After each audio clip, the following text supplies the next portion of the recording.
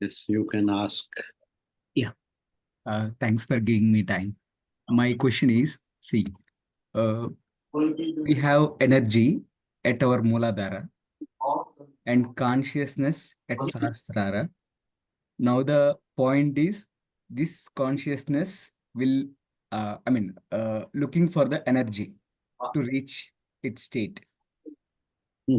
But the what I understand after our yesterday's class, once I think, our Hmm. mind says it will try all possible attempts to not reach that state. Is it correct? Yes. So So it means this energy doesn't have any think or thought. It yes, needs some input. That yes, input is given by mind, not by the consciousness. yes. And once it will given by consciousness, then the flow of energy will automatically take place and it will reach to the supreme consciousness. Consciousness is everywhere. Huh? But the supreme consciousness is at the top. So the journey is only between the bottom of the spine to top of the spine, near about 1.5 feet. Yes. So this distance, to cover this distance, we take so many births, so many transformations. This is only reaching from Ayodhya to Lanka.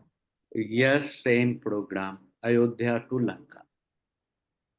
Ayodhya to Lanka is very important understanding. No? Now I got it from the yesterday class after when I sit and think about it, right? You mentioned about Kali, when Shiva is asking Kali to reach its state. Hmm. You highlighted this point. Yes, And Ayodhya to Lanka. okay, one more point, sir. Hmm. When it comes to energy, the same energy in everyone. Everyone. Okay. And consciousness, that consciousness is also same. Consciousness is also same. Okay. When when we discriminate a good person and a bad person, only we need to look about his program of mind. Yes, because mind only teaches or says us to find good or bad. Comparison comes only through mind. Good, bad, na? Beneficial, non-beneficial, supportive, non-supportive. This all comes through the mind only. Might be now when we are coming to you those days, right? When you are explaining that be happy, we always think that how can he tell be happy in all the states? But it is telling to the mind state that be happy. Yes, Thank because you. this physical body is governed by mind, Okay. right? Sir मेरे पास एक question है sir मेरा एक question sorry ji ji.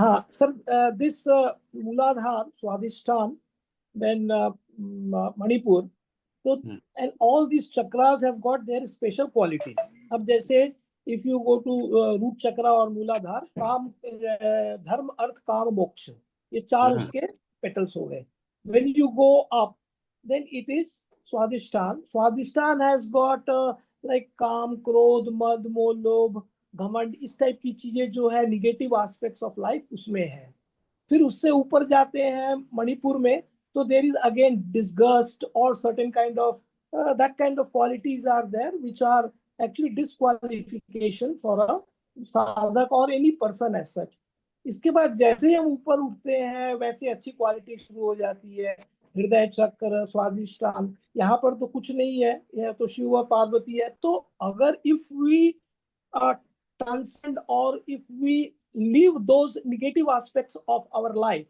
suppose if we control those negative aspects of our life जैसे कि काम क्रोध मद मोह लोभ ईर्ष्या घमंड ये सब टाइप की जो negatives हैं तो don't you think that we can come up from Muladhara till Agya Chakra or Swadhisthana, I mean this Sahasrara? Yes, you can, sir. So we have to take off all our negative qualities which is there in our Swadhisthana and Manipur. Yes, में ही है. negativity, na? Negativity is obstacles in your Yes. journey. Yes.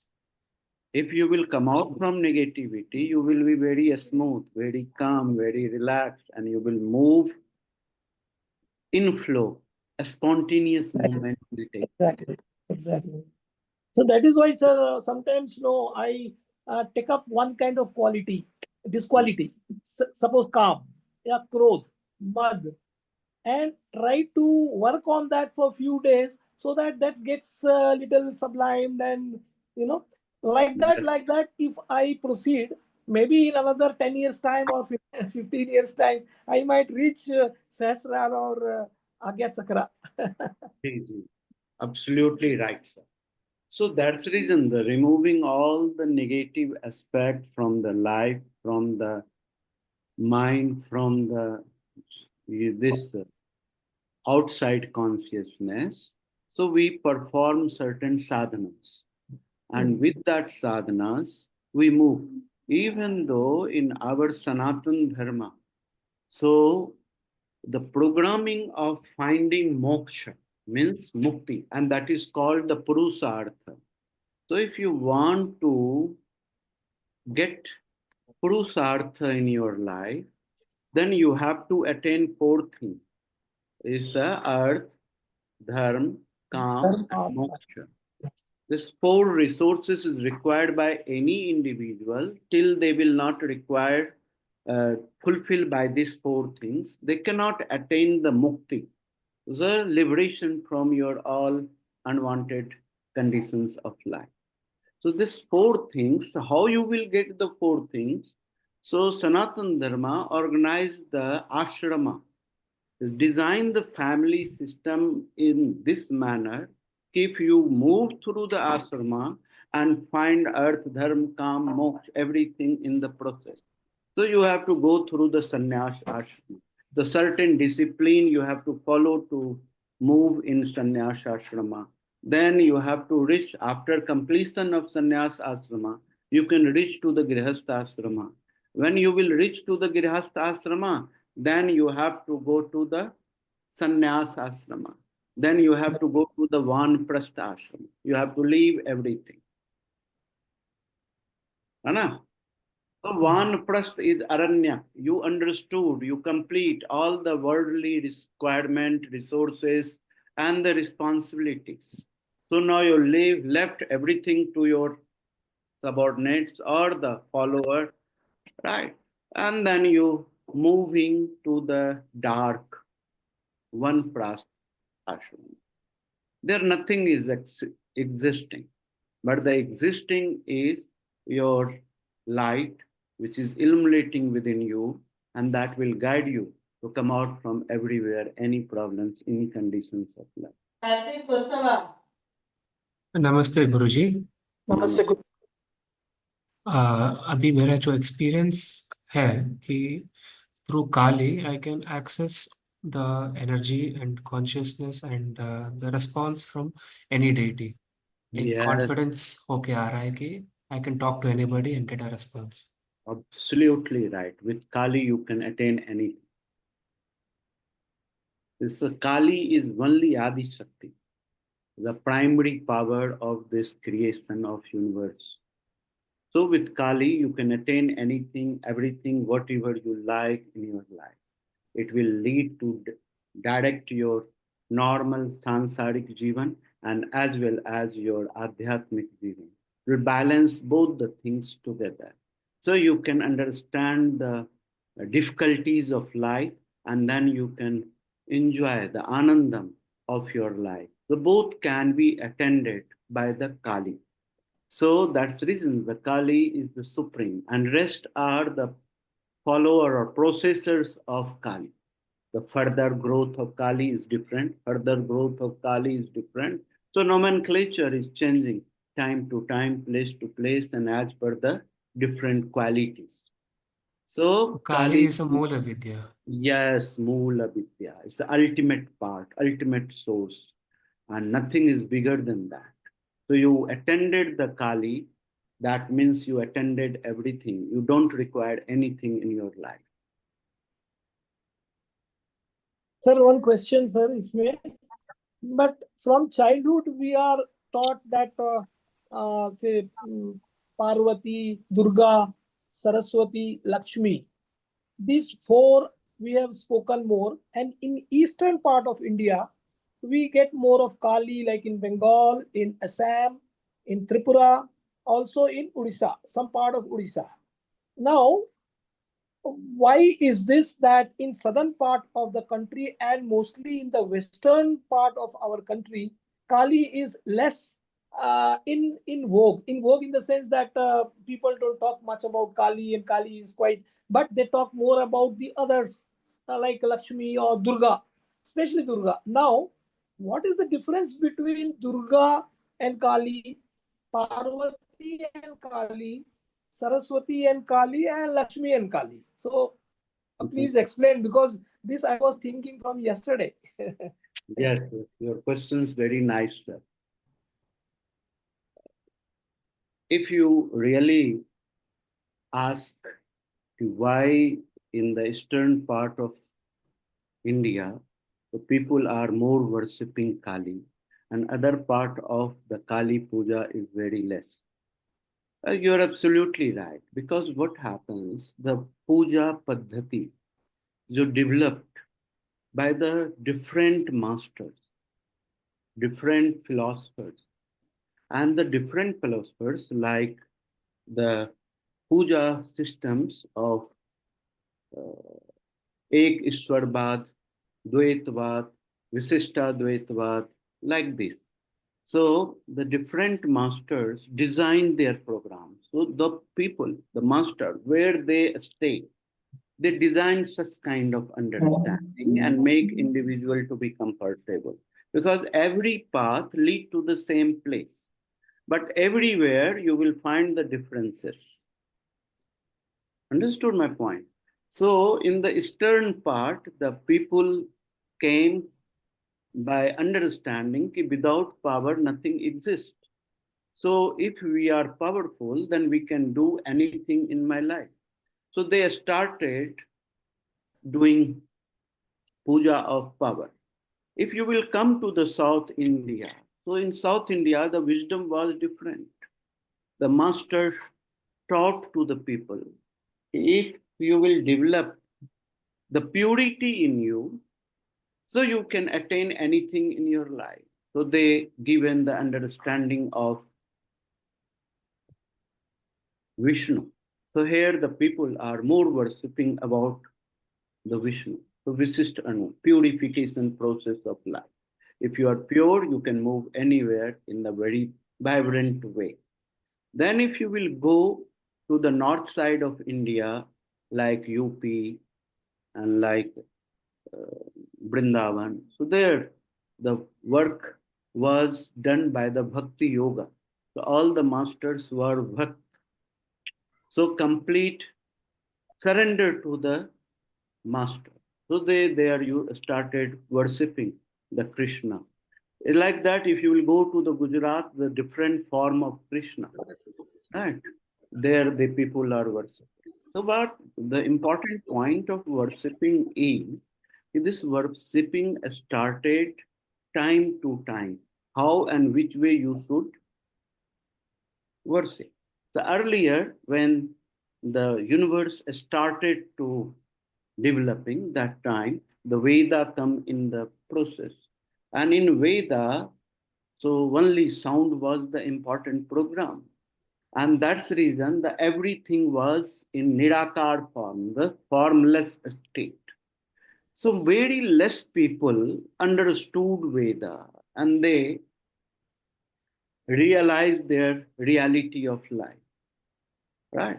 So most of the people was unknown and not understanding what exactly the Ved is.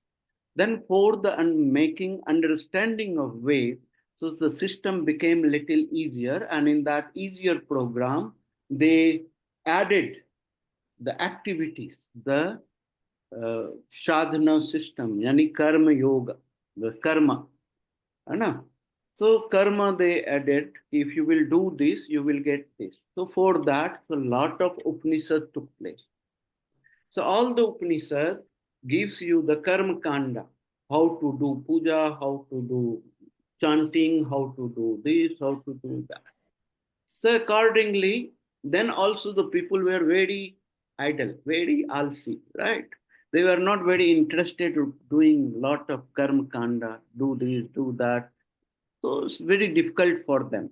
Some people were very interesting and they involved in the same program of what do you say, Karma Kanda, and the Upanishad understood by the few people. So it was very difficult for the creator. How I will make this individual to realize the original purpose of life. So then they started. Upanishad is very difficult for them. They can't understand. They can't do the rituals and customs. So better to something different we should give. The different we should give, the what we should give. Then they given the Purana. Purana is nothing, it's a symbolic, a story. A story, and by listening the story, you can understand the theme behind the story, moral understanding of the story. By that, you can change your attitude, understanding, wisdom, practice, or day to day activities of your life. So, Purana started working because this is a very ultimate program. Every time the grandfather or mother used to say some story to the children, the story is very attractive, very innovative ideas to make people to understand in Purana Kala. Right. So in Purana, people started listening a stories. So all the 18 Purana, you will find varieties of stories in that, and all the story having the moral understanding. How you can learn the lesson from that specific story, and you can design yourself in a wonderful way. But some people are more alsi in that also. Only 30% people got attracted towards the story. 70% people were not interested at all. Then the Kali Yuga came. So the supreme power understood in Kali Yuga, everything is going to the bad. The people will not listen. People will not think about the God. They will be Gnostic in activities. So better the name. Name, if you will take the name of the anything, God, because everything is God. So the name is the important support.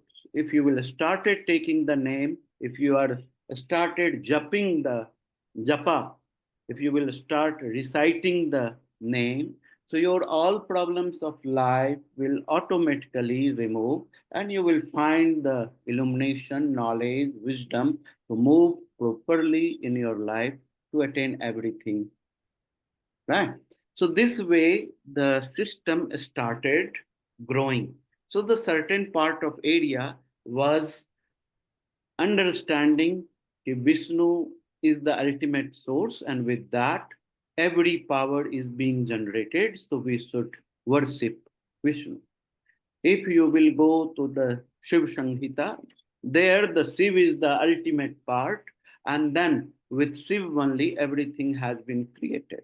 If you will go to the Sri Shakti Mahabhagavat, in that you will come to know that power is the ultimate. Through that only the Shiva, Brahma, Vishnu, everything has been generated and the universe created, and universe has this Brahma Vishnu has given certain role to organize the universe in a wonderful way.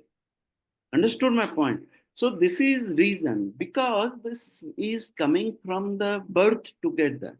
The attractions towards the certain deity, certain power is your sanskara, which you are carrying forward from one birth to another birth.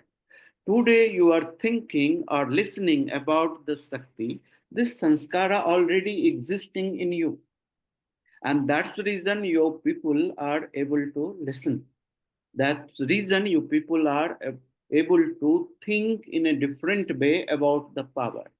So like that, all the people are originated in a different way. You can see in the eastern side, the Bam Khepa, Ram Krishna, like Sant developed, Vivekananda, like Sant developed. They all were Shakta, the worshipping the Shakti, right? So in north side, you will go to Tulsi Das, right? Sur Das, Lana Das, so many Das developed, and they were worshipping the some Vishnu Upasha. So they became Vaishnava, right? Then if you will go to the northeast side of the India, Kashmir, there the people used to worship Shiva. So they started practicing the Shaiva, right? If you will go to the western part of the India like Maharashtra and all, so there the people used to worship Ganesha. So they became Ganpatya philosopher, right? Some part of the India you will go, they worship the Surya. So they became like Surya Upasaka, right? So like this, the various establishment of power. These all are the different nomenclature.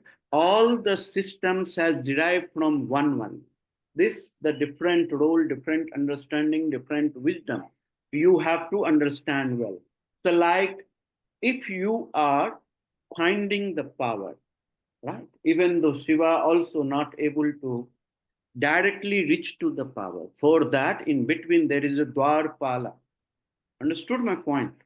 So Dwarpala is Ganesha. So till the Ganesha will not give you the permission, you cannot reach to the power. You cannot reach to the Shakti. So you have to worship Ganesha. So all the people from that part who are worshipping Ganesha, all are seeker of Shakti, power. But they are on the gate, on the main Dwara. They are not allowing to reach, right? So this is the programming. And if you will read or understand about the Kundalini, in your body, there is 3 knots. This knots will not open or it not be released, then your Kundalini power will not raised up. Right? So these knots are Shiva, Vishnu, and Brahma Granthi. And your bottom is Brahma, then in the center is Vishnu, and the top of the head is the Shiva Granthi. So like that is this knot. Why this knots? Because these knots are also a passage. Through that you can reach to the power. Otherwise you can't reach. Either you worship anything, but you will get ultimate power, and that power will come from them. Their combination, their union. Now your second question was the difference between Kali and Durga. Absolutely no difference. Even though without Kali there is no Durga. In Durga there is 3 characteristics of Durga. Right? So first mysterious understanding is Kali, second one is Lakshmi, and third one is Saraswati. Understood my point? So without Kali, there is no Durga, there is no Lakshmi, there is no Saraswati. When Kali arrives, then these 2 different power of Kali itself develops and becoming the Lakshmi and becoming the Saraswati. So no difference amongst them. So they all are same, but the different time they taken the different name and role of their activities and power. Understood? So this way you can understand, because any part of the universe is not only the part of the India. This power is not for India only. If you will find any kind of religious activities, any kind of religion, everywhere power exists, including Muslim, including Christian, including any one of this universe, any sect, any systems, all are seeking of power. If you will go to the Jain Dharma, there is one beautiful uh, tantric book of Jaina that is called Swatantra Tantra. So if you will study the Swatantra Tantra, so you will understand the Jain Dharma, the how and which way the Jain Dharma has developed. What is the purpose of Jain Dharma? So any kind of worship in any way is being practiced in this universe, all the part of Vedanta. Understood? All kind of practice, whatever you do, whether it is Hindu related or any kind of related. So that's the reason we should not have understanding that they are doing wrong and I am only doing right. It's not good. Their understanding is also right, our understanding is also right. So we respect each other. They are worshipping the different form of power in a different way. But that is the only difference. Otherwise, Sir, this Kali, Lakshmi, and Saraswati could understand. But what about Parvati and Durga? Durga, you said, are these three only is Durga? Same. yes. And Okay. thus three Durga and Parvati is also same. So entire Durga, Parvati, Kali, Lakshmi, and Saraswati, everything is same? Everything is same. So At if I call, different time, they got the different name. They so why started should we from Adi Shakti. understand? Adi Shakti. So once Adi Shakti came in picture, he given the guidance to the Shiva, go and develop Kailasa, and I will form the Sati, and you start living with her. Like that. That Adi Shakti given the dream to Daksha, I am taking birth in your wife wound, so you should be careful, and I will go to marry with Shiva. So Daksha was understanding, but due to the certain revenge, the Daksha went against the Shiva and created a lot of problems. So both are, once you will go to the top, so from there everyone is same. And even though you can see the 13th Adhyaya, in that Durga Shapshati, the power, this Adi Shakti has explained, I will born in so and so time, I will take the reincarnation at so and so time, I will be this, I will be that, and already this all has been given. Understood my point, sir? So no problem at all. So all power is same. And whatever you will do is your innocency, your Shraddha, your Vishwasa will worship everything at one time. Sir, I have one question, sir. Mhm. Sir, regarding Durga Saptashati, this Pratham Adhyaya, second, third, fourth Adhyaya, they are referring Lakshmi Devi, Saraswati Devi, and one more Devi as Devta. So I could not understand why. If you will go through, you read properly. The Pratham Charitra, Madhyam Charitra, and Tirtiya Charitra. The Pratham Charitra belongs to Kali. Dvitiya Charitra belongs to Lakshmi. And the third Charitra belongs to Saraswati. Right? Yes, they belong, but they have been referred as Devta in the first line. So every power having their Devta. Okay. Anna? Every power having their Devta.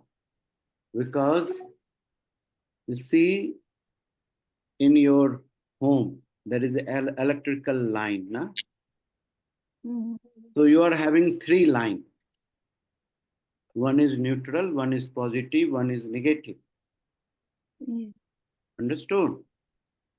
So sometimes if your neutral electrical circuit is neutralized properly, then you can have only two lines, positive or negative. So only positive line cannot allow your system to glow. You have to Yes. take negative line together, then only the flow of current will take place. It will happen. Yes. Yeah, that's the reason Devta is important. So you are having Devi and Devta both, right? So your Chandra quality is your Devi and your Sun quality is your Devta. So when this both will meet together, work together, and then the system will move in a proper manner. Your Ira and Pingla is Surj and Chandra. When this both will flow together, then only your Susumna will get activities. So neutralize, so neutral power. Understood? So Devta is important. Your right side is Devta, your left side is Devi.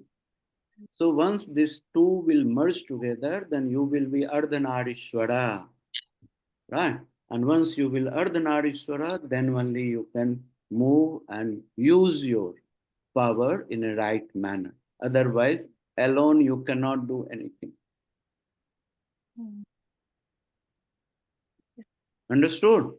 How Yes, it is? It's a very Mm. simple and best example to understand.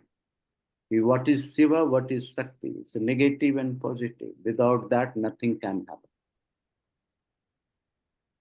Sir एक प्रश्न था sir. जी sir आपने कल बताया जैसे example देके कि अगर आप खाने से पहले बिना नहाए खाना खाने बैठ जाते हो, इस टाइप के कुछ नियम हैं सर, तो वो काली की शक्ति कैसे आएगी?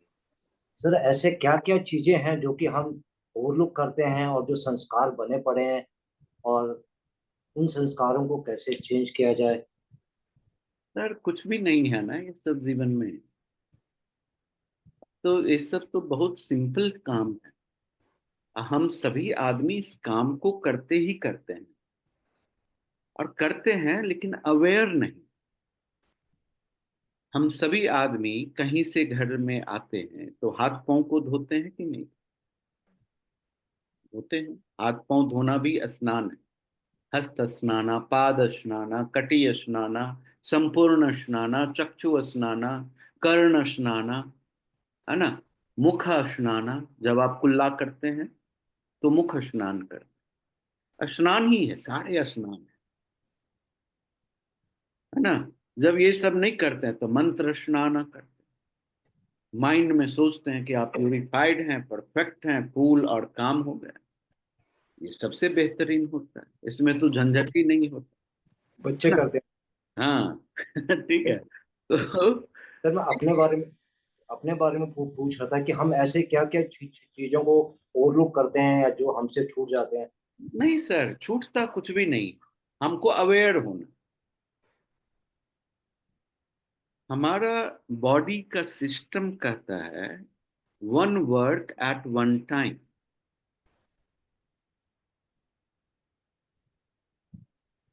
जब हम one work at one time करेंगे तो ध्यान की अवस्था में नेचुरली होगा। हम ध्यान में कब नहीं होते? जब multiple work at A time कर, तो हम 100% हमारा कॉन्शियसनेस कहीं भी नहीं रहता। कभी इधर थोड़ा रहता, थोड़ा उधर रहता, थोड़ा उधर रहता, थोड़ा उधर रहता। तो हम कोई भी काम को 100% नहीं करते।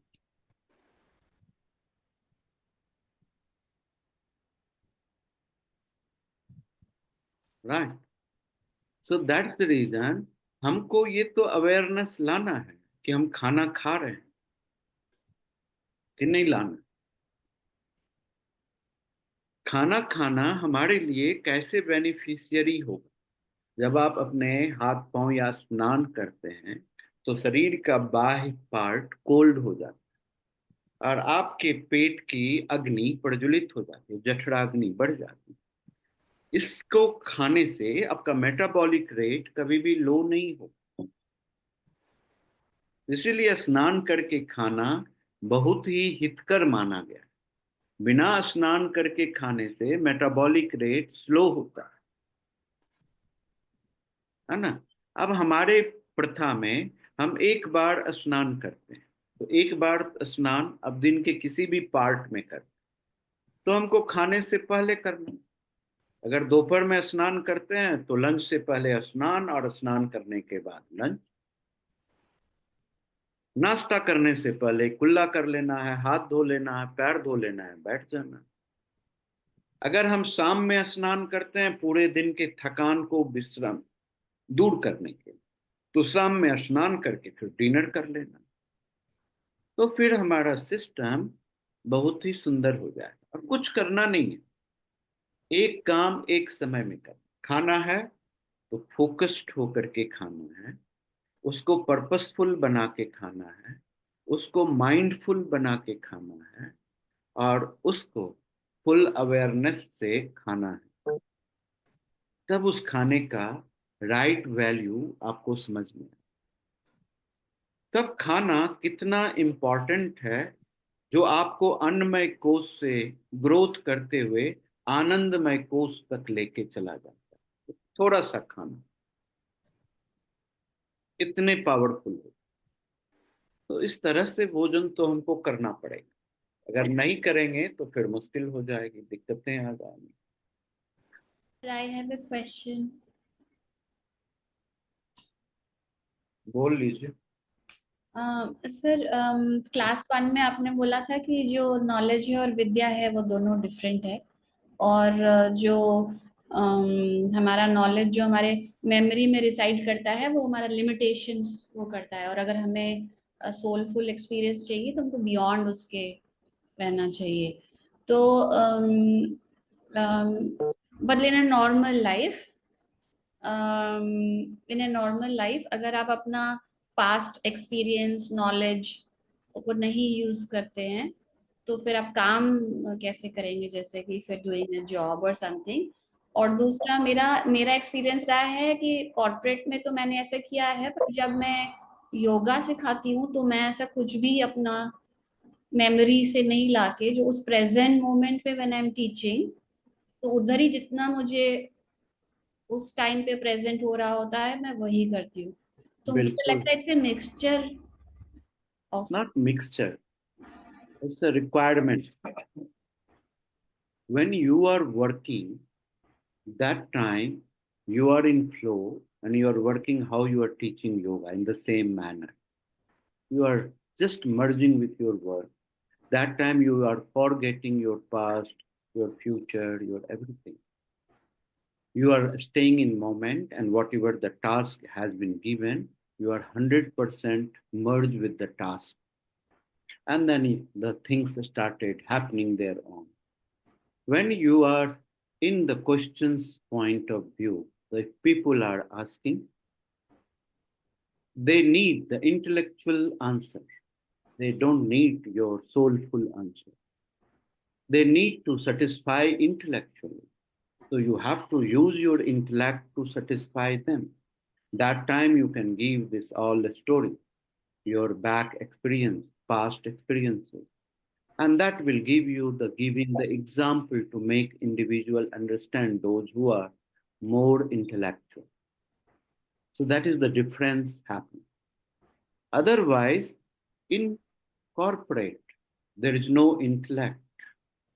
The corporate will work wonderfully, and their understanding and the earning of money will enhance at least 10 to 50 times more. They are more intellectual, they are spending more time in convincing and understanding each other. More time. Almost you can say in a 10 hours of working day.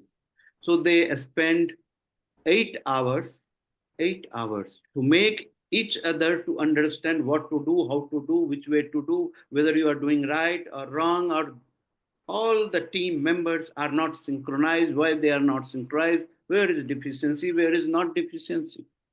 To find out this. So 2 hours work they do. They are simply cheating the company.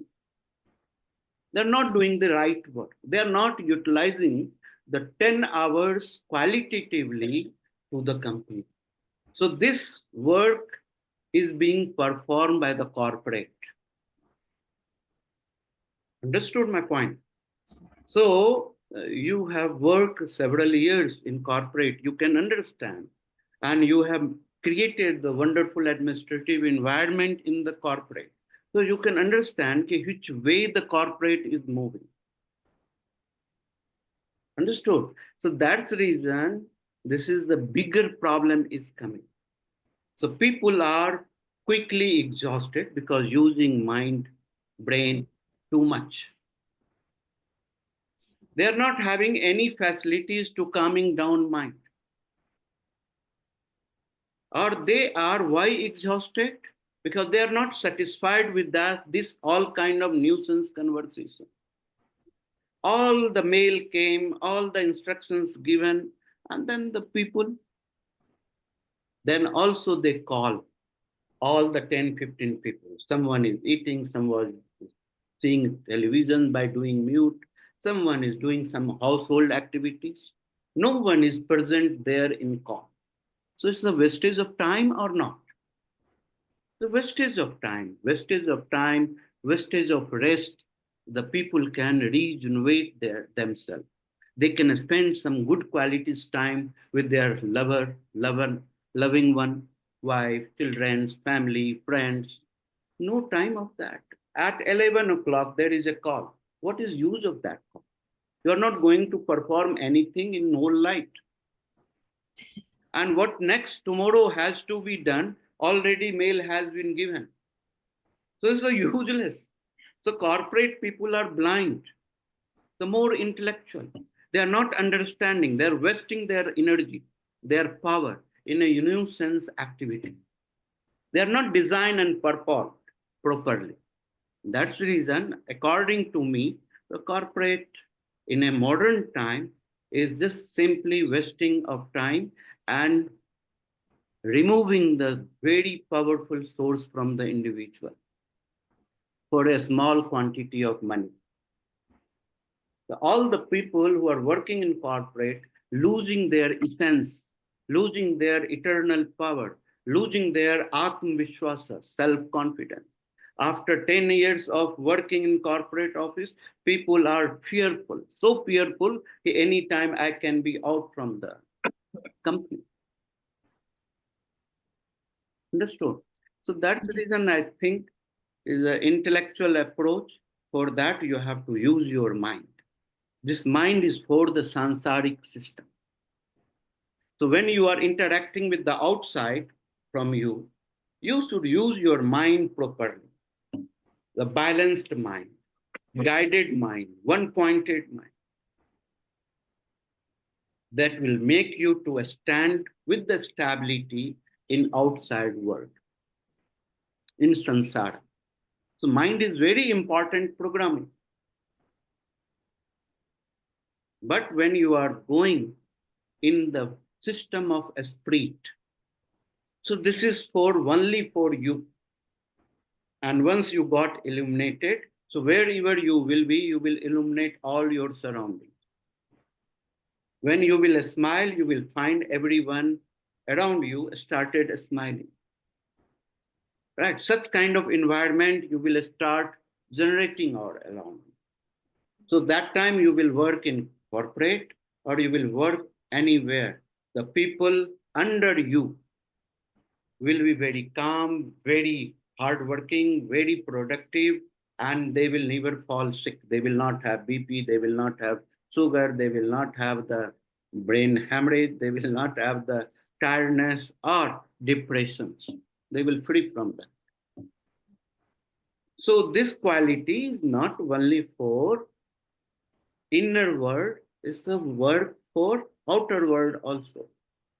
So how you are developing, if you are understanding your spirit, your Atma, If you are following your Atma or a spirit, you are a spiritual person.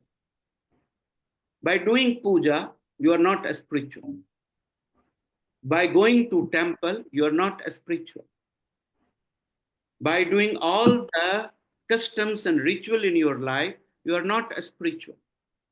You are a spiritual when you are following your spirit, your Atma, then you are a spiritual. So don't listen anyone, listen yourself. You will always a spiritual. So that is the wonderful point in a modern time, how you can interact with the people, how you can organize the wonderful effect in corporate system. It's very important. Understood? So like this, you people should work on this. You should write, because you are having the vast experience, and how the people should lead delighted life in corporate system. That's very important. You have worked with the human resources so many years, and you drop in the highest point of your life. You know, I don't want this. I want to go in a different way. So your experience is a wonderful experience for this society, for this corporate. So you must guide them, express them, make them to understand. They should not be like a dried piece of sugar cane. All the juice will out, and only the dried part will left over. So after coming out the corporate systems, you will not have anything to lead your life, to understand your life. You will completely out from this universe. So make always saras, ras yukt you have to be, and then you will lead the wonderful life anyway. Right? What we people are learning here is not the learning. You leave your normal life, go to the Himalaya, and then do the japa and practice. Absolutely not. You know, all the mantra has been derived from O-A to Akshatra Gyan. This letters, starting that letter, we are using so many times in a day. What letter you are speaking out, that mantra is being generated and coming out from you. Have you thought about that? You think. So your word is very powerful word. How you are expressing is very important. But most of the time you utter, we people, utter the nuisance from our mouth. We never use the impressive word. The word will come and it will start creating the impression, those who are listening. This word should come. So all are mantras. So all are बीज mantra. ओ आ से लेकर के ज्ञान तक, है ना? If in Aksharmala, Astotram, so only letters O are to Jap. If you will see your chakras, these only letters are in their petals. Like Muladhar, you will find Lam, Vam, Sham, Sham, Sham. No. Lam is bees, Vam, Sham, Sham, Sham. Like that. So everywhere is letter, Akshara, that cannot be destroyed. Akshara. That Akshara you are uttering every time. So you are creating the power all around you. So how you are talking, what you are talking, what word you are using is very, very important. So the way you are uttering, the same way the reverse program is taking place. If you will speak loudly, the answer will come in a loud way. If you will speak politely, answer will come in a politely manner. If you will use the respect word, the respect will come in turn to you. So these all mantras is nothing, it's all the letters. And 2-3 days before, I heard one story. This is the wonderful story. एक माँ बड़ा ही भक्ति से भगवती का पूजा आराधना कर, उसका बेटा रोज उसको देखता था, खड़ा हो जाता था, हाथ जोड़ करके प्रसाद माँ से लेकर के स्कूल चला जाता। एक दिन माँ से पूछा कि माँ तुम रोज पूजा करती हो, प्रार्थना करती हो, इतना बढ़िया पूजा, क्या मैं पूजा करने के लिए, मुझे तो कोई मंत्र मंत्र आता नहीं है, बहुत छोटा सा था, क्लास 1 और 2 में पढ़ रहा हूँ। कि हाँ तो तुम्हारे पास तो सारा मंत्र, ओ आ से लेकर के अक्षत्र ज्ञान तक, भगवान के सामने खड़ा हो, आंख बंद करो और ओ आ से लेके ज्ञान तक तुम फटाक से एक सांस में पढ़ दो। वो पढ़ने लग गया, ओ आ ई उ ए उ अंग तक ग ग अंग च छ ज ज या त थ द द न ट ठ द द म, ऑल योर लव सब पढ़ लिया।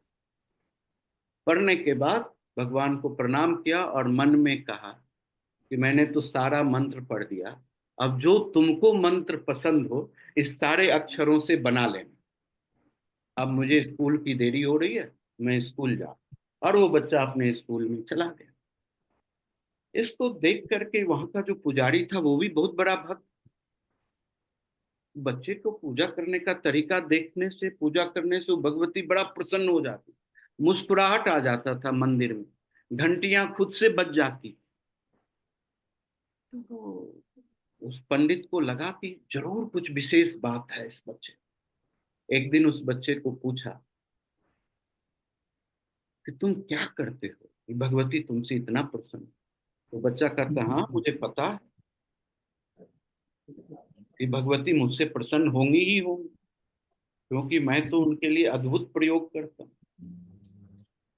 लेकिन आज मैं बहुत व्यस्त, आज मैं तुम्हारे किसी भी प्रश्न का उत्तर नहीं दूंगा, मैं लौट के आता हूँ, कल स्कूल से आने के बाद मैं तुम्हारे प्रश्न का उत्तर दूंगा। तो उस बच्चे ने दूसरे दिन आया, तो उस पुजारी ने, पंडित ने पूछा कि तुम क्या करते हो, मुझे भी सिखाओ, तुम्हारी पूजा से भगवती बहुत प्रसन्न हो। तो कुछ भी नहीं, मेरी माँ ने मुझे सिखाया है कि तुम्हारे पास सारे गूढ़ मंत्र हैं, बीज मंत्र हैं, ओ आ से लेकर के योड़ा लवा, इसको तुम एक सांस में पढ़ जाओ। पढ़ने के बाद तुम भगवान को बोल दो कि इस सारे मंत्रों में से तुम्हारे लिए जो अभी उपयुक्त लग रहा है, जो आपको प्रसन्नता दे रही है, उस मंत्र को आप बना करके खुद से ग्रहण कर। और ये मैं बोल करके फिर प्रणाम करके अपने स्कूल के लिए चला जाऊं। तो पंडित जी विस्मृत हो गए। हम इतनी तरह तरह से पूजा करते रहे, लेकिन कभी भी ऐसी अनुभूति भक्ति का हमको नहीं मिला। ये छोटा सा बच्चा में कितनी सरलता है और कितना गूढ़ रहस्य छिपा हुआ है, प्रणव का गूढ़ रहस्य। जितने अक्षर बने हैं, अक्षर मालिका का इन्होंने उपयोग करके भगवती को अक्षर माला पान। लो तुम ही इसका जाप करो और समझो क्या, इस तो सारा काम बड़ा आसान कर दिया। तो ऐसे ही हमारे जीवन में ये जो अक्षर हैं, सारे के सारे अक्षर, ये इस वर्णमाला के शक्ति स्वरूप ही है। तो हम जो बोलते हैं, कितना प्रिय बोलते हैं, कितना करुणा के साथ बोलते हैं, कितना शब्द में जो शक्ति है उसकी प्रखरता के साथ बोलते हैं। आपने सुना होगा शब्द का उपयोग आज के जमाने में कैसे होता है ना। एक होता है एप्रिशिएशन करने वाले शब्द, जो अप्रिशिएट करते हैं। दूसरा होता है कि आपको मोटिवेट करने वाले शब्द, मोटिवेशनल वर्ड होती है। तीसरा होता है आपको क्या बोलते हैं, सरकाज्म करने वाला वर्ड, जो आपको कुछ अलग उपमा से बताएगा और आपको समझा देगा कि you are at wrong point, वो सरकास्टिक वर्ड यूज करते हैं। फिर उसके बाद जो होता है वो भी एक अलग ही तरह के शब्द का उपयोग होता है, जो सीधे सीधे आपके अंदर पॉजिटिव नहीं देखना, निगेटिव देखने की बात, वो उसको बोलते हैं क्रिटिक्स करना। तो क्रिटिक्स में जितने भी शब्द यूज होते हैं वो नेगेटिव शब्द का उपयोग होता है। ये सब मंत्रा है। तो अगर आप मंत्रा में शब्द का उपयोग करते हैं कि मैं प्रसन्न रहूं, स्वस्थ रहूं, आनंदित रहूं, जीवन की तमाम सिस्टम से मुक्त होकर के अपने जीवन को वंडरफुल वे, परम आनंदमय वे मैं होकर के जीऊं, तो आप वैसा ही जिएंगे। अगर आप अपने मंत्रा में ये दिमाग में ले आए, अरे ये बंदा ने बहुत कष्ट किया है, इसको मैं छोड़ूंगा नहीं, भगवान करे कि इसका दोनों पांव टूट जान से ही चला जाए, ऐसे भी शब्द का उपयोग करते हैं। इवन मरने के भी वर्ड कि तुम मर ही जाओ, ऐसा भी बात बोल देते हैं। अब आप सोचिए कि किस मंत्र को आप उपयोग में ला। किसी को भी सुंदर शब्द से आप बात नहीं कर सकते, गलत शब्द से। दोस्त सब की बात सुनते हैं, जो एक ग्रुप के दोस्त हैं, इतने रबिश टॉक करते हैं कि दोस्ती की परंपरा को ही हिला दे। वो एक दूसरे को गाली गलौज से बात करेंगे, ये भी मंत्र का उपयोग हो रहा है। समझ रहे हैं बात? तो आप खुद को देखें ना कि आप क्या बात करते हैं। आप अपने आप को ताकत देनी, शक्ति वाली बात करते हैं या अपने आप को कमजोर करने वाली बात? जैसी बात करते हैं वैसी चीजें। हमने बहुत ही प्रयोग किया है इसके ऊपर। हम देखते हैं कि एक ही घर में, एक ही परिवार में, एक ही दोस्तों के साथ, एक ही तरह के लोगों के साथ हम बहुत गिने चुने शब्द उपयोग में लाते हैं और बहुत ही लिमिटेड सेंटेंस का भी उपयोग करते हैं। वो जो उपयोग है वो हमारे जीवन को ग्रसित कर देता है, पेनफुल बना देता है, डिस्ट्रॉयड बना देता है, कमजोर बना देता है। इसीलिए दोस्त को भी बदलते रहना चाहिए, है ना? दोस्त बदलेगा तो नए शब्द आएंगे, जगह बदलेगा तो नए शब्द आएंगे, है ना? वातावरण बदलेगा तो नए शब्द आएंगे, जॉब बदलेगा तो भी नए शब्द, सब्जेक्ट बदलेगा तो भी नए शब्द आएंगे। फिजिक्स का सब्जेक्ट का शब्द अलग है, मैथमेटिक्स के शब्द अलग है, केमिस्ट्री के शब्द अलग है, बायोलॉजी के शब्द अलग है, इतने शब्द, हिस्ट्री के शब्द अलग हैं, फिलॉसफी के शब्द अलग हैं। तो इतने शब्दों का ज्ञान आपके पास हुआ है, वो बदलने से, समझ रहे हैं पॉइंट को? इसीलिए हम चाहते हैं कि शब्द का उपयोग सही ढंग से हो, प्यार से हो, मधुरता से हो, और इसीलिए बहुत नहीं बोलना, कम बोलना। आप जितना बोलते हैं उतना ऊर्जा का ह्रास हो, क्योंकि शब्द तो ऊर्जा है। आपके मुंह से जितनी निकलती जा रही है आप कमजोर होते, ऊर्जा का ह्रास। इसीलिए बहुत देर बोलने के बाद थकान हो जाती, समझ रहे हैं पॉइंट? थकान हो जाती है, क्योंकि बोलने के लिए सोचना पड़ता है। जब आप स्वतः स्फूर्त शब्द का उपयोग करेंगे तो थकेंगे। कितना घंटा भी लेक्चर दे दीजिए, मजा आता है। लेकिन जब आप सोच करके बोलने लगेंगे तो आप थकना शुरू हो जाएंगे, कि माइंड भी तेज हो जाएगा और शब्द ढूंढने में भी समय लगेगा, दिक्कत है ना?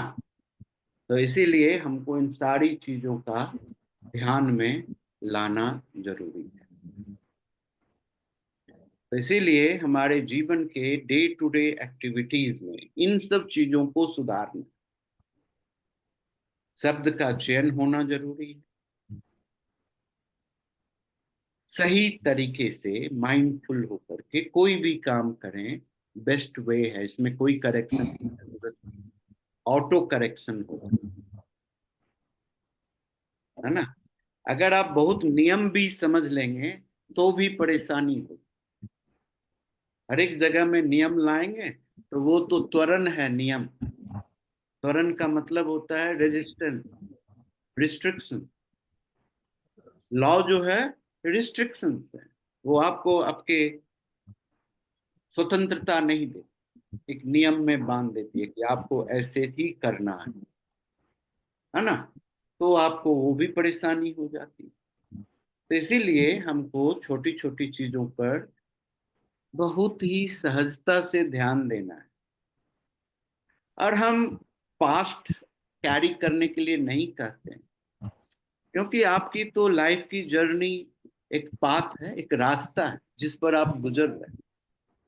रास्ते में अनेकों तरह के एक्सपीरियंसेस होते। अगर आप रास्ते में चलते समय उस सारी एक्सपीरियंसेस को अपने सर में उठाने लग गए तो आपका स्पीड स्लो हो जाए, आप सामने झुक जाए, आप ठीक ढंग से चल नहीं पाए, है ना। आप सहज नहीं हो पाएंगे, चलते चलते सांसें फूलने लग जाए और आपकी तकलीफें बढ़ जाए, अस्थमा की बीमारी आ जाए। तो हम जितना ही पास्ट को उठाते हैं अस्थमा उतना ज्यादा होता है, क्योंकि उसको लेकर के जीवन में चलना मुश्किल हो जाता है। तो सोचने की बात है कि हम रोड को कभी भी रोल करके सर पर नहीं उठाते, उठाते हैं रोड को छोड़ देते। तो जो भी आपने यात्रा किया उसको छोड़ देना दुनिया का सर्वोत्तम विचार है, सर्वश्रेष्ठ विचार। जो किया वो खत्म। अब आज के डेट में आपके पास जो शक्ति संवर्धन ही हुआ है, एक्सपीरियंसेस हुए हैं, जो ज्ञान आया है, जो विजडम हुआ है, जो सांसारिक रिसोर्सेस आपके साथ जुड़ गया है, that is your present strength. अब उस स्ट्रेंथ के साथ you have to move forward. तो रास्ता चारों साइड में है और वो स्ट्रेंथ आपको रास्ता चुनने में मदद करता है। तो you will always move in light and state. प्रकाश में ही चलेंगे आप, अंधेरा में नहीं चलेंगे। समझ रहे हैं पॉइंट? इसीलिए हम बोलते हैं कि आप पास्ट में नहीं चलो, क्योंकि पास्ट पास्ट है, वो डेड हो गया, उसके अंदर कोई भी इल्यूमिनेशन एबिलिटी नहीं है। और जब हम पास्ट में होते हैं तो we lost our present. Present की जो खासियत है, उसकी जो नयापन है, वो हम मिस कर जाते। हम उसके नयापन को, न्यू परसेप्शंस को ओल्ड परसेप्शंस में लॉस्ट करा देते। जैसे कोई भी कलर हो, अगर आप उसमें ब्लैक डाल दो तो सारा कलर जीवन का खत्म हो। तो पास्ट ऐसा ही ब्लैक है, अंधेरा है, डार्क है, बुरा। फ्यूचर भी डार्क है। सिर्फ लाइट कहाँ है? आप में, आप जो बीच में है, न पीछे है न आगे है, सेंटर में जो आप है वहां लाइट है। और उस लाइट को पकड़ना ही हम सबका दायित्व होता है कि आज मेरे पास क्या सामर्थ्य है और उस सामर्थ्य से हमको मूव करना चाहिए। ठीक है? अब क्वेश्चंस नहीं होना चाहिए, है क्या?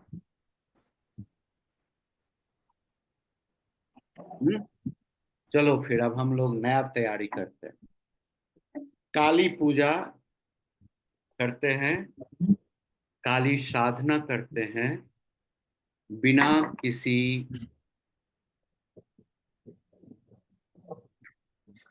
कर्म कांड, ना, बिना विधि का, बिना सिस्टम, है ना।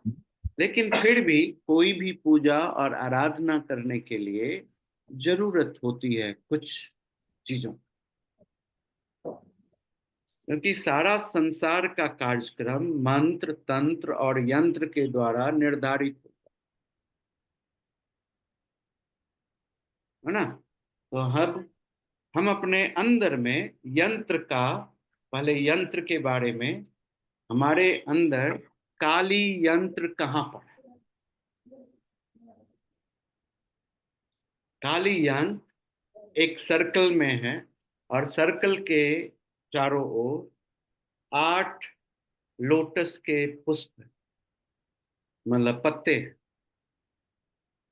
मतलब कमल दल है ना। तो उस हाँ 8 लोटस के पत्ते में 8 काली समाहित है। अब उसके अंदर 3 ट्रायंगल है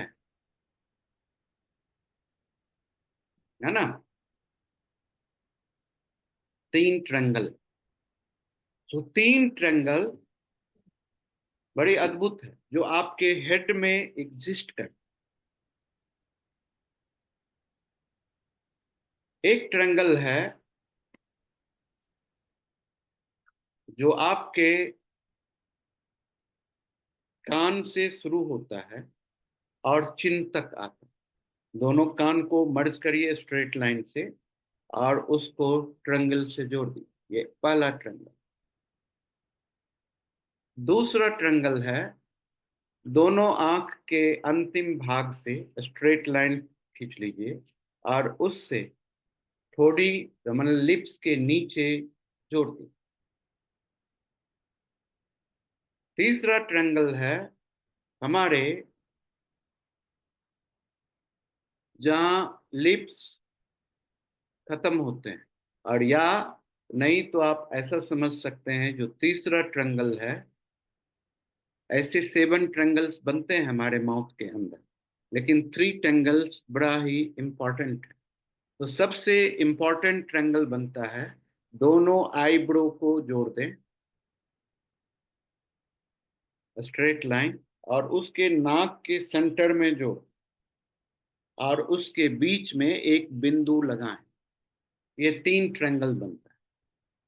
इस 3 ट्रायंगल के बाद एक और ट्रायंगल बनाते हैं, जो 2 ट्रायंगल होते हैं, एक अपवर्ड डायरेक्शन में और एक डाउनवर्ड डायरेक्शन।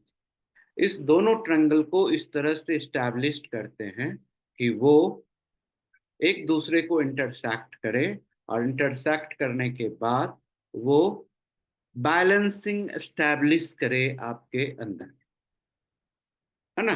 तो उस बैलेंसिंग एस्टैब्लिश करने के लिए दोनों आय कान के पास से एक ट्रायंगल ठोड़ी में मिलती है, और फिर दोनों कान के लोब से आधार बनाते हैं और टॉप ऑफ द हेड में उसको जोड़ते हैं यहाँ। तो ये दोनों बैलेंसिंग सिस्टम बनता है हमारे बॉडी के अंदर, यंत्र बनता है, और ये यंत्र काली यंत्र कहला, है ना। इस यंत्र का दूसरा स्वरूप हमारे मूलाधार में भी होता है, जहां काली यंत्र बनता है। काली यंत्र बनाने के लिए हमारा मूलाधार में एक स्क्वायर है। उस स्क्वायर के बीच में हमारा ये ट्रायंगल, इन्वर्टेड ट्रायंगल, नीचे की ओर उसका पिक और आधार सेंटर, उसके सेंटर में एक डॉट है। वो डॉट काली, वही महाशक्ति। उसी तरह हमारे ब्रह्मांड में भी यहां भी एक triangle, top of the head. जब आप बच्चे को देखेंगे तो ये ट्रायंगुलर एरिया ब्रेन में के ऊपर वाले भाग में बहुत सॉफ्ट होता है, वो हिलते रहता है बच्चे का। 10 दिन 15 दिन के बच्चे को देखने में आपको ये पता चलेगा। और उसके सेंटर में एक डॉट है, वही डॉट त्रिपुर सुंदरी है, वही डॉट काली है, वही डॉट ललिता है, वही डॉट परमेश्वरी है, गौरी है, पार्वती है, हुई है असीम डॉट। वही डॉट मर्जिंग है, वही डॉट शून्य है। उसी डॉट में शिव और शक्ति समाहित है कंप्लीट फॉर्म में। ये सारे डॉट, इसीलिए हमको जब साधना कर रहे होते हैं तो हमको ध्यान करने के लिए बताया जाता है कि आपको आईब्रो के बीच में ध्यान करो, सेंटर में तिलक लगाते हैं ना, इसे रेड तिलक लगा हुआ, तो ये काली का सेंटर पॉइंट है, जहाँ काली है उस यंत्र का, जहाँ काली जागृत हो रही है, स्वतः हमारे पूरे सिस्टम को डिजाइन कर रही है। आज्ञा चक्र जो है वो भी काल का टाइम है। आज्ञा चक्र, है ना। आज्ञा चक्र आपको फिजिकल कंडीशन से दूर कर देता यहां से आपका विशुद्धि हट जाती है, अनाहता हट जाती है, मणिपुरा हट जाता है, स्वाधिष्ठाना हट जाता है, मूलाधारा। ये पांचों सांसारिक हैं और आपके शरीर से जुड़े हुए, ये 5 तत्वों से बने हुए, है ना। तो ये 5 तत्व गला तक है, और 5 तत्व ही ये संसार के बनने में भी लागू है। तो पूरा संसार गला तक है। अब संसार से जब ऊपर उठ जाते हैं तो हम फिर आज्ञा चक्र में आते हैं। इस आज्ञा चक्र में हम बियॉन्ड टाइम और स्पेस की अनुभूति को भी अनुभव कर लेते हैं, जहाँ की आपका कोई स्पेस नहीं है, आप अनलिमिटेड हैं, और आपका कोई भी टाइम नहीं है, आप महाकाल बन गए हैं, जहाँ टाइम लिमिट नहीं है। ऐसा। तो आज्ञा चक्र तीनों समय को ओवर पावर कर ले। तो आप जैसे ही आज्ञा चक्र आपकी जागृत होती है, तो किसी का पास्ट आप समझ सकते हैं, किसी का फ्यूचर आप समझ सकते हैं, किसी का आप वर्तमान समझ सकते हैं कि क्या स्थिति है, क्या कारण है, क्यों ये बीमार है, क्यों ये परेशान है, इसको क्या करना चाहिए। वो आज्ञा चक्र के जागरण होने से ये काम होगा। आज्ञा चक्र तो संगम है, यहाँ पर पांचों तत्व की ऊर्जा एक साथ एकत्रित होकर समाहित हो। जब ये सारी ऊर्जा इस जगह में समाहित होती है थ्रू इरा, पिंगला और सुषुम्ना, ये तीनों नाड़ी भी यहाँ जाकर के अपनी स्थिति खत्म कर लेती है। इसके बाद वो मर्ज हो जाती है, फिर वो स्थिति नहीं, वो पूर्ण सुषुम्ना के रूप में जागृत हो जाती, जहां इरा और पिंगला अपनी स्थिति को ड्रॉप कर देता है और पूर्ण सुषुम्ना बन जाती है। और जब वो पूर्ण सुषुम्ना बनती है तो फिर फोर्स ऊपर उठता है और आपको 7 डिफरेंट साउंड, कैलेस्टियल साउंड के लेवल से गुजरना पड़ता है। और जब आप उससे गुजरते हैं तब आपका सहस्त्रहार दल ओपन अप होता है।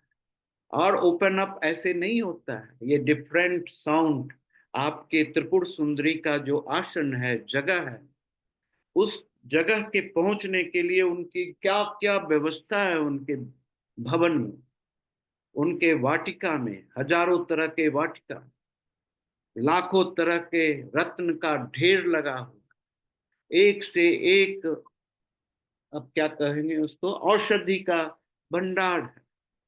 ऐसा इस सब से जब आप गुजरेंगे तो वहां देखेंगे कि उनका जो चेयर है, उस चेयर में ब्रह्मा, विष्णु, महेश, काल सब उनका हाथ पाया ये बन करके बैठे, त्रिपुरा सुंदर, है ना, सब बैठे।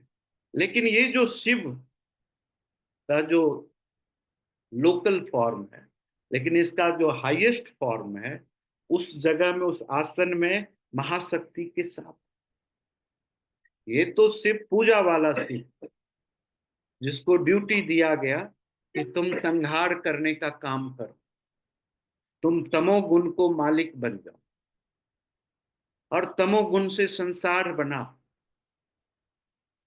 तो इसीलिए संसार का मालिक शिव को बना। लेकिन जब आप वहां जाते हैं तो संसार से बियॉन्ड होते हैं, तो ये शिव का काम नहीं होता, परम शिव का काम, महाशिव का काम, सदाशिव का काम होता है, इनका काम। तो इस तरह से हम जब पूजा का आराधना करते हैं तो आराधना करने से पहले हमको एक आसन निश्चित करना होता है, एक समय में और एक ही आसन पर बैठना हो। बैठ गए, बैठने के बाद बैठने से पहले उस आसन को शुद्धि करना हो, है ना। शुद्धि करने के लिए आप अपने स्वाधिष्ठान चक्र से अपने अंदर जल की उत्पत्ति करेंगे और अपने मनः स्थिति से उस जल को उस आसन के ऊपर अर्पित कर देंगे और उसको स्वच्छ कर दें, पवित्र कर दें। जब आसन पवित्र हो गया तो फिर आपकी पवित्रता की आवश्यकता होगी। आपके पवित्रता के लिए आप फिर से लिटिल फिंगर्स को आप अपने टॉप ऑफ द हेड में रख देंगे। इस तरीके से सारी उंगलियां स्ट्रेट रहेगी। ठीक है। ऐसा रख देने के बाद फिर आप मन में कहेंगे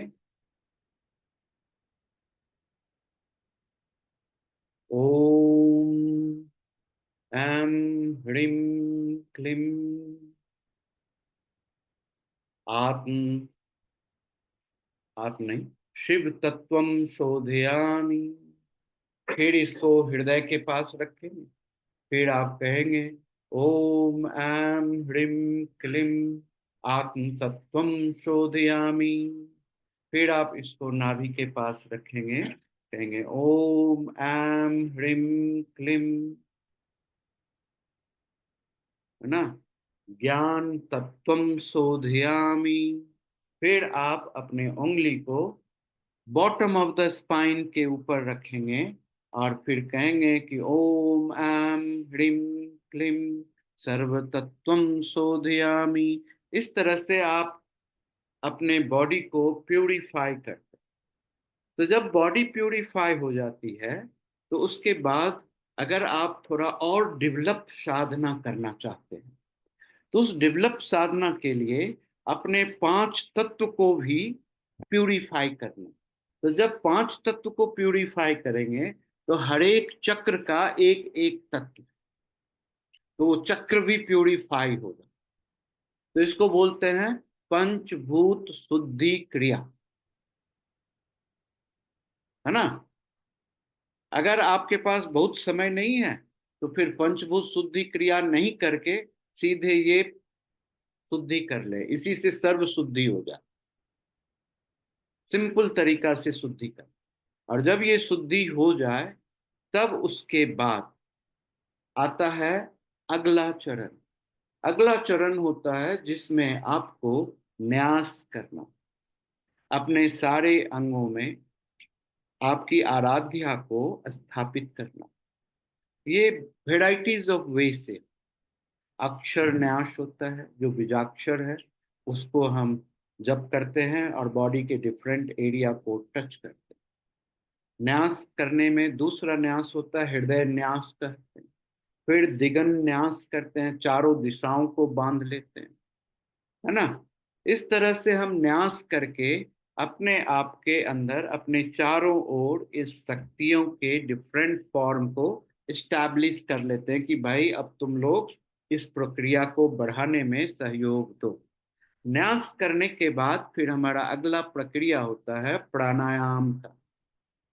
प्राणायाम करने के लिए आपने देखा कि प्राणायाम कैसे करते हैं। कल हमने आपको छोटा सा उदाहरण दिया था कि इस तरह से अगर आप प्राणायाम करेंगे तो बहुत ही बेहतरीन। प्राणायाम कंप्लीट होता है मुद्रा से और मंत्र से।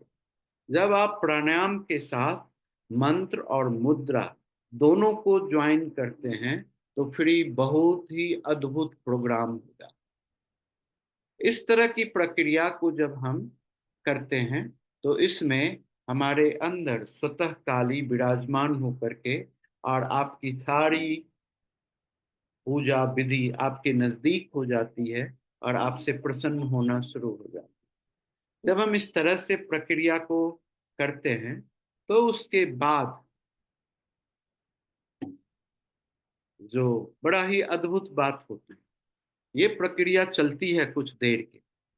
जब ये प्रक्रिया चलती है और चलने के बाद फिर हम इस प्रक्रिया को धीरे धीरे खत्म करते। खत्म करने के लिए सबसे पहले हमको अपने देवी के नाम का जप करना। नाम पूजा बोलते हैं। नाम का जप करने के बाद फिर उनको अर्पण किया जाता है, जल चढ़ाया जाता है। अर्पण करने के बाद फिर उनको भोग लगाया जाता है, भोग देते हैं। फिर आप उसके बाद हवन करते हैं। हवन करने में कुछ विशेष प्रोग्राम नहीं करना होता है। आपको उस मंत्र को हवन करने के दौरान अपने अंगूठे को अपने नाभि के अंदर डालना और मुट्ठी का दोनों भाग इस तरह से डिजाइन करना। ये हिरण्यगर्भ का आकृति बन जाती है। ये अंगूठा जब ऐसे अंगूठे में पहुंचती है, इवन दो एक ट्रायंगल बन जाता है, और ट्रायंगल का सेंटर सिस्टम फायर एनर्जी को बिलोंग करता है। तो अब इस जगह में आप अनुभव करेंगे अपने मन स्थिति में कि इस सेंटर से फायर जनरेट हो रहा है, और वो आपका वैसे भी अग्नि का सेंटर मणिपुरा, और वहां से जब अग्नि होगा प्रज्वलित, तो मंत्र को सांस लेते हुए मंत्र को नाभि तक ही सांस लेना है, सांस को छोड़ते हुए नाभि तक ही सांस को छोड़ना, सांस को रोकते हुए सांस की लेंथ लंबाई नाभि तक ही होना है, और इसीलिए इस तीनों स्टेट में मंत्र को जप कर बोलना है, माइंड में रिसाइट करना। जब हम माइंड में रिसाइट करते हैं तो ये हवनात्मक क्रिया होती है। आप उस मंत्र से हवन कर रहे हैं, जितना देर कर लें हवन कर।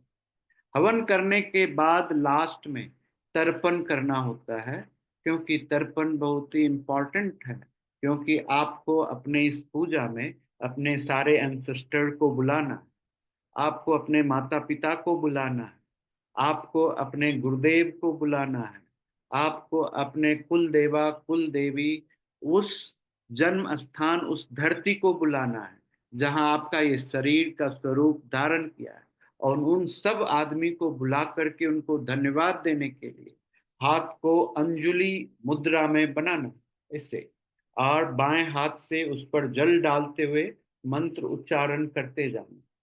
जितना मंत्र पढ़ेंगे उतनी बार पानी गिराएंगे और हाथ से पानी को गिरने देंगे।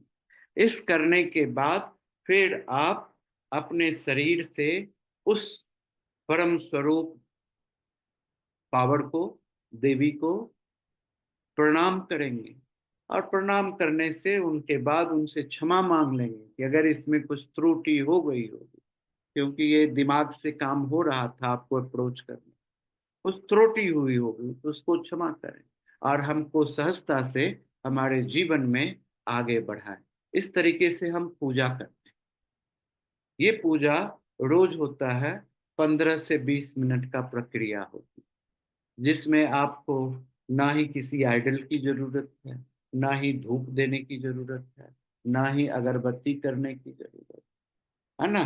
अगर आप अपने सारे चक्रास को करते हैं तो जो लम्ब है, जो आपको गंध प्रोड्यूस करती है ना, जो वम है वो आपको अमृत प्रोड्यूस करती है, वो प्रसाद हो गया।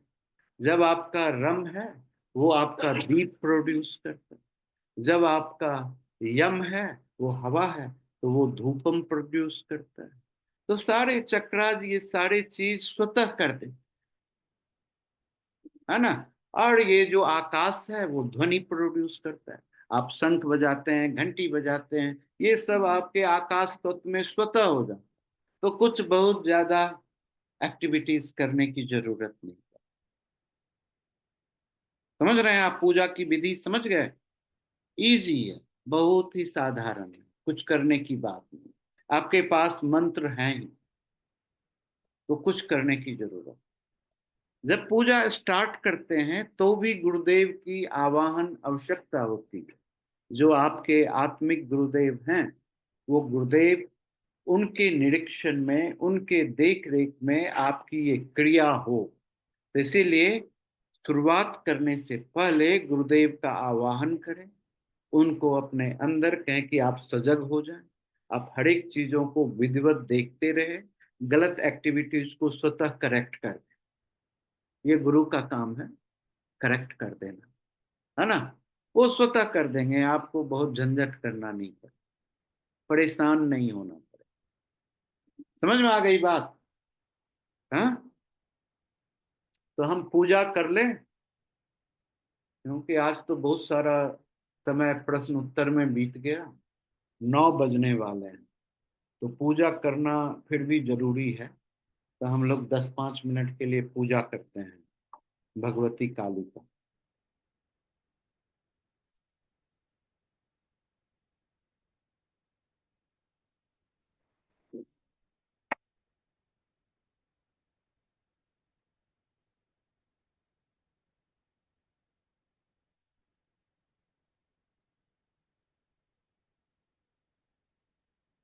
अब आप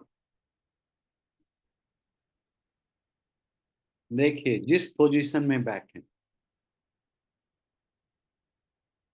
पहले मन से आसन को शुद्ध कर लें कि मेरा ये आसन पूर्ण रूप से शुद्ध है। फिर आप अपनी शुद्धि कर लें, आत्मशुद्धि। ओम ऐम ह्रीं क्लीं शिव तत्वं शोधयामि।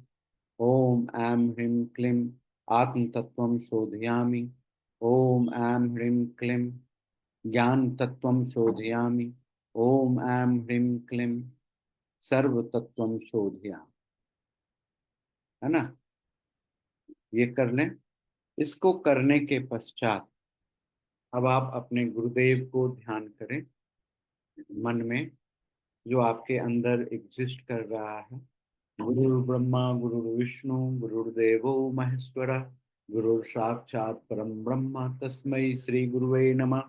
गुरु को मंत्र नहीं भी आता है तो कोई बात नहीं, जो भी आपके अंदर आत्मा में गुरु हैं आप उनको आवाहन कर रहे हैं, और आप जो क्रिया करने के लिए जा रहे हैं वो गुरु साक्षी भाव से आपकी क्रिया को देखें, और कोई त्रुटि है तो वो स्वतः उस क्रिया को ठीक कर दे। है ना, तो गुरु का आवाहन कर लिए। गुरु का आवाहन करने के बाद अब आपको माता से मिलना है, तो मिलना है तो उनके द्वार पार को भी आवाहन करें, मन में मंत्र का जाप करें। ओम गण गणपतये नमः। ओम गण गणपतये नमः। ओम गण गणपतये नमः। है ना, अब गणेश जी को एस्टैब्लिश करें, उनको कहें कि हे गणेश जी, गणेश जी हमारे बॉडी में ही दो जगह में है, हमारा जननेंद्रिय जो हैं, जनन अंग, वो भी गणेश के आकृति के हैं, और हमारा ब्रेन भी गणेश के आकृति के हैं। ये दोनों दो असली जगह में जहाँ शक्ति शिव निर्धारित है ना। इवन दो मूलाधार में भी शक्ति है लेकिन शिव भी है, सूक्ष्म स्वरूप में है, लेकिन दोनों में आंख मिचौली चल रही है। हाँ, तो इसीलिए वहां भी शिव शक्ति समावेश होकर के क्रिएशन होता है। क्रिएशन यहाँ भी होता है और वहां भी होता है ना।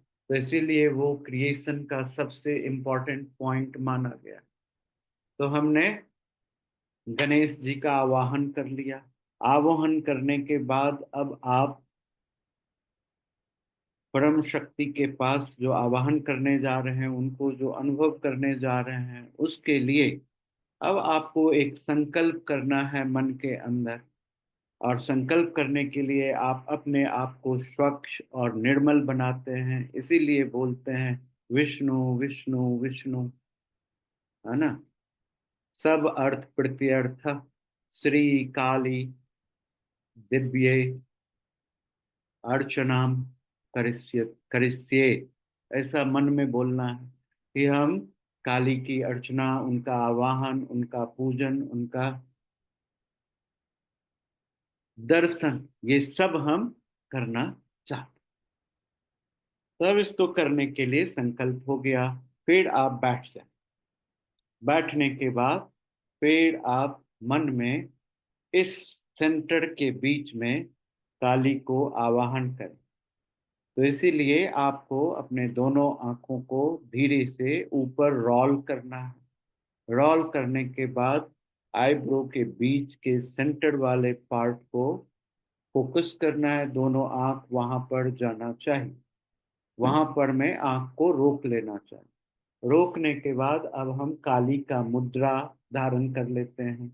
धारण करने के लिए हमको ये तीनों को, लिटिल फिंगर, मिडिल फिंगर और इंडेक्स फिंगर को, अभी लिटिल रिंग और मिडिल फिंगर को एक दूसरे में फंसा देते हैं।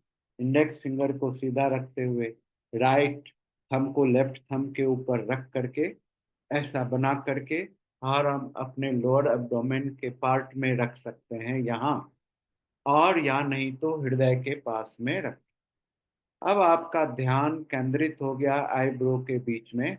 अब आपके अंदर हृदय में जो स्थित या आज्ञा चक्र से निकाल करके देवी को हृदय में स्थापित करना है, और वो स्वतः स्थापित होंगी।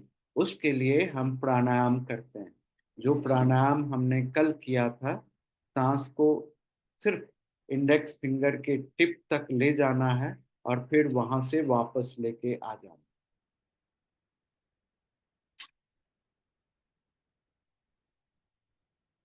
करते जाएं।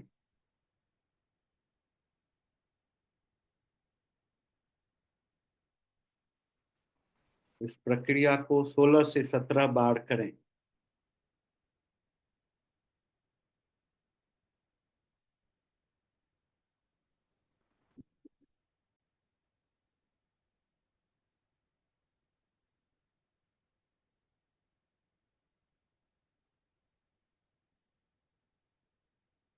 मन में बीज मंत्र का चांट भी चलते रहना चाहिए।